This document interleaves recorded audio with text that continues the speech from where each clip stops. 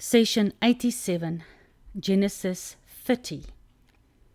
And we are now at verse 25. And it came to pass, when Rachel had borne Joseph, that Jacob said unto Laban, Now is the time. I've done enough work for you. I want to go back home. Send me away, that I may go unto my own place and to my own country. Because remember, 14 years he has now worked for Laban. And he hasn't received wages. He's only received 4 women, in fact. Verse 26, Give me all my wives and my children, for whom I have served thee. So his wife and his children belongs to him. He has worked for them, right? And let me go, for you know the service that I have done unto you.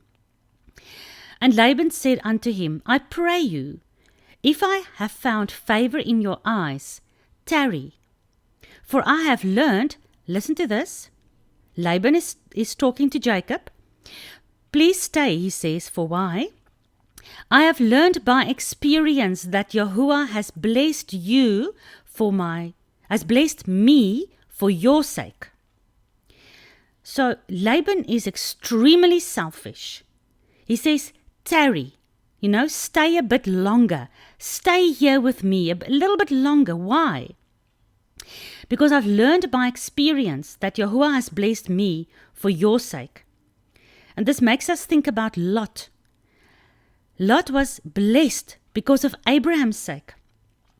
Potiphar, when Joseph was working in Potiphar's house, everything was blessed in Potiphar's house because of Joseph's sake. So my question remains, every time we talk about this, every time remember the Philistines saw that the God of Isaac is indeed the mighty one. And they even came back to him and say, listen, we are scared of you. Sign a covenant with us that you will not harm us because we can see that Yahuwah is with you. Remember the king in both Abraham and Isaac's life that wanted to take their wives because they lied and said it was their sister.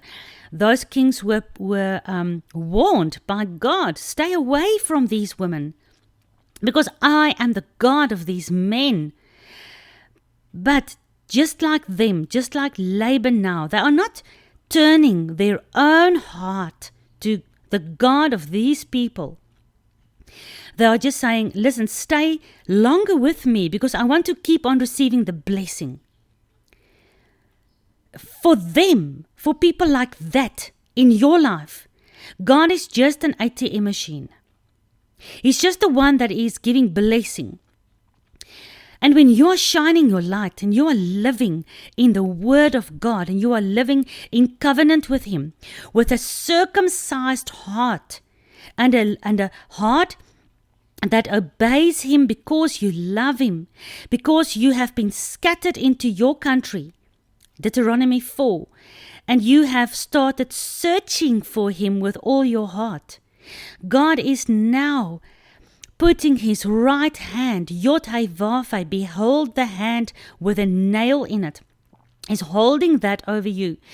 And people might be seeing blessings in your life, and people might be turning to you, asking you, help us understand this God. But why are people turning to you? Why are people turning to you for advice or for prayer or for encouragement? Just because they want to use God as an ATM machine when they need Him. We are now in the midst of the coronavirus hysteria. Why are people now turning to God? Because now they need Him. Now they want to put their card into the machine and they expect God to answer them. And I want to teach you through these Bible studies that you are doing with us on a daily basis. Get to know the God of Abraham, Isaac, and Jacob, because these guys are our examples. And you will see this world's people will turn to you for guidance and for help because they are afraid and they are fearful. They don't know whether this is the end of the world or not. But people are turning to God now because they want to just get something out of Him.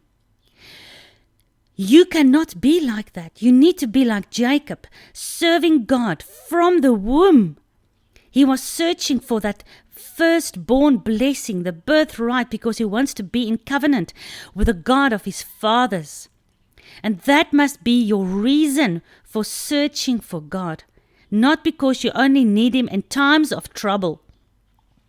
If people are just calling on God in times of trouble, or like in Laban's case, when they can see that the God of the Bible, the Almighty Creator, is with you, and therefore, Jacob, stay with me, because I want to keep on receiving the blessing that I have seen out of experience, how God has blessed my house and my family and my flocks. I can see how God has increased my flocks suddenly since you came into my life. Therefore, I want you to stay with me, because I want to receive more blessings. God is not an ATM machine, Laban, and all those who are like Laban. God is a God of covenant, and you need to come into covenant with this God. And you have to be afraid and fearful and have reverence for this God all your life. It must be your lifestyle, not just when you need him, or not just because you want to receive blessings from him. All right, so Laban says, Jacob answers Laban in verse 28, and he says, appoint me then wages, and I will give you. So after 14 years of hard work, now suddenly Laban is willing to pay wages. He received 14 years of absolute free labor and all the extra blessings as a bonus, because Yahuwah blessed Laban's house for Jacob's sake. And he said unto him, you know how I have served you, and how your cattle was with me. So Jacob is basically reminding Laban that he has been trustworthy with his cattle, and he has looked after Laban's cattle as if it was his own. Just like Paul. Paul says in Colossians 3 verse 23, whatever you do, whether you work, and we are in Babylon, we are in Egypt, we are in a world system still. Maybe you are working for an atheist or a Muslim or a Satanist. It doesn't matter. Because Laban most certainly was an idolater, a pagan worshipper. But Jacob has looked after Laban's cattle as if it was his own. And Paul reminds us in the New Testament, Colossians 3 verse 23, whatever you do, do it as unto Yahuwah and not unto men. And Paul repeats this again in Ephesians 6 verse 7. Where you are and what you do, don't use an excuse that your circumstances are bad. It does not matter. Paul says it doesn't matter in what circumstances you are. Jacob could have used that as a huge excuse, but he didn't. Inside those circumstances where he was doing his work as unto Yahuwah and not unto Laban. And Yahuwah blessed him. Just like Yahuwah blessed Joseph. Even in Joseph's life, he was the best servant in Potiphar's house. And Potiphar made him the head of his house. He was just a lowly servant. Eventually he went to prison because of Potiphar's wife. And again, he was just a lowly prisoner, but he became the head of the prison. Whatever you do, do it to the best of your ability as unto your God, and not to please men. And the God of Abraham, Isaac, and Jacob, your fathers in the faith, will bless you. And those around you will see it. Yeshua says, let men see your good works, so that they can give the Father in heaven all the glory and honor. Verse 30, for it was little which you had before I came, Laban, and the little you had before I came has now been increased into a multitude. And Yahuwah has blessed you since my coming. And now, when shall I provide for my house also?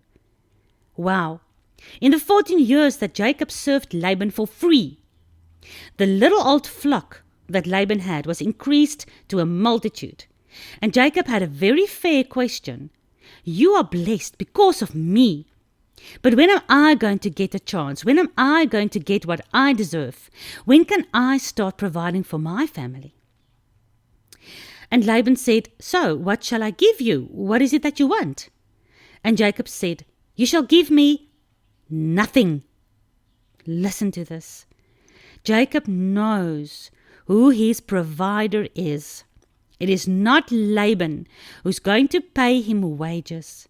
He knows, we are going to discuss it now, I'm going to show you. He knows who his provider is. It is Yahuwah. And our provider is Yahuwah.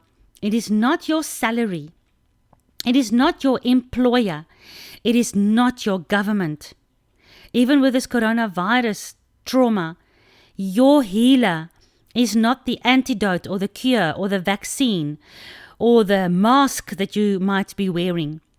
Your God is the healer. He is the one that says, if you love my name and you serve me with all your heart, the pestilence will not come to your tent. And Jacob says, you are not going to give me anything, right? You shall give me nothing. If you will do this one thing for me, and I will again feed and keep your flock. All right, so we need to understand what Jacob is proposing here. Jacob is proposing that all he wants to do is he wants to keep on looking after Laban's flock. Jacob is saying all of this because he knows that Yahuwah will bless him no matter what he does. So did Jacob have so much confidence in Yahuwah that he knew Yahuwah will increase his own flock and his richness from absolutely nothing. Because he says, Laban, you don't give me nothing. You don't give me wages. You don't pay me. You don't give me half of your flock. You give me nothing. You only do this one thing for me. Verse 32, I will pass through all your flock today, and I'll remove from your flock, I'll remove all the speckled and the spotted cattle, and all the brown cattle among your sheep, and the spotted and speckled among your goats, and those will be my wages. Now, why is this important? What is Jacob doing? In the ancient Near East countries, and still today, even you can ask any sheep farmer, speckled and spotted cattle is not popular. And on average, you have about one brown sheep or one black sheep among 100 white sheep. That is where the saying comes from. You're the black sheep of the family. The whole family is white, but then there's one person that has a problem and is branded as the black sheep of the family. So Laban thought he was getting the bargain of a lifetime. He was more than happy to give Jacob only the spotted, speckled, brown and black sheep out of all the 100 good sheep that he had. Right? He was willing, and is unfair because Jacob is asking for the throwaways. He's asking for the breadcrumbs that's falling off the table. He's asking for those unacceptable cattle. The cattle that normal cattle owners don't want anyway. He's asking for those. So Laban was happy to give the rubbish to him. But God is not a God that works on averages. And God is the one that can take rubbish and make out of it a beautiful kingdom. Isn't that what he's doing with his lost sheep? So verse 33, Jacob says, so shall my righteousness answer for me in time to come. All right, in time to come, in the future, when it shall come for my wages before your face. Right? Because in the future, my wages will only be your throwaway cattle. Everyone out of your cattle, which I am looking after, remember, that is not speckled or spotted or brown, if I have taken them, they can be counted as stolen. All right, so Jacob says, if any white cattle is found with me, that I've taken them as wages, then it means I've stolen them. So you'll only find with me that I'll be taking your rubbish, your throwaway cattle. Those will be my wages. But I will still look after the rest of your beautiful flock. So any of the good sheep that's found amongst my colored sheep, you can take it as if it was stolen. So will it be very easy to distinguish between my wages and your original flock. And that's why it says, my righteousness will answer for me, because I will not steal your cattle. I will only take those that you don't want anyway. Because Jacob is trusting God. He knows that God can make from nothing. Bara, remember? Genesis 1 verse 1. Bereshit bara Elohim alef taf. Bara is to create from nothing. He knows this God that will answer his righteousness and bless the fruit of his labor. And those that is not acceptable for people, those God can take and make acceptable for him. So Laban said, fine, I'm happy with that. You might do according to your word. And he was probably laughing and rubbing his hands and saying, hey, I've got a bargain now. Jacob is so stupid. He's going to stay with me. And God's going to continue blessing me. And my flock is going to increase. And he's only taking all the rubbish. Ah, wonderful. I've got such a great bargain. And of course, he said, let it be according to your word. Of course, that's what you want. You selfish, stingy old Laban. Verse 35, and Jacob removed that day the goats that were ring-straked and spotted, and all the she-goats that were speckled and spotted, and every one that had some white in it, but further were spotted, and all the brown among the sheep. And he gave them into the hands of his sons, so that they can look after them, and he will continue looking after Laban's flock. And he said, 3 days journey. We've talked about 3 days so many times. Interesting, hey? He said 3 days journey between himself and Jacob. This is now Laban. And Jacob fed the rest of Laban's flock. So Laban and Jacob was 3 days journey away from each other. But Laban's flock was with Jacob. Jacob was looking after them because Laban knew, they're going to increase even more under the hand of Jacob. So he's happy to leave his flock with Jacob. Verse 37, and Jacob took him rods of green poplar and hazel and chestnut tree, and he pulled white strakes in them, and he made the white to appear which was in the rods. So he basically tore off the bark of the poplar, hazel and chestnut tree branches, so that you can see a bit of bark and a bit of no bark. So there was white stripes in the rods, in the branches. And he set the rods which he had pulled before the flocks in the gutters, in the watering troughs, the watering buckets. When the flock came to drink, that they should conceive when they came to drink. So when they came to drink, this was basically the time that they would be mating. And the flocks conceived before the rods, and they brought forth cattle, ring-staked, speckled, and spotted. All right, so something amazing is happening here. Because Jacob has Laban's purebred flock. When they come to drink, he also lets his spotted flock come to drink. And then, for some reason, at that specific stage, they started mating. So I'm not sure how the science behind the rods of these trees, how that caused the cattle to conceive. But basically what's happening here is that these trees, the poplar, hazel and chestnut, I don't know, had something to do with getting the females in the flock of Jacob to go into heat.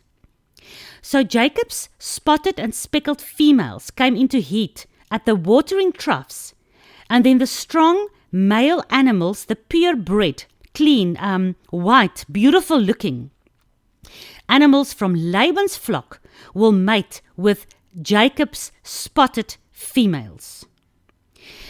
Okay, verse 40. And Jacob did separate the lambs, and he set the faces of the flocks towards the ringstrait, and all the brown in the flock of Laban.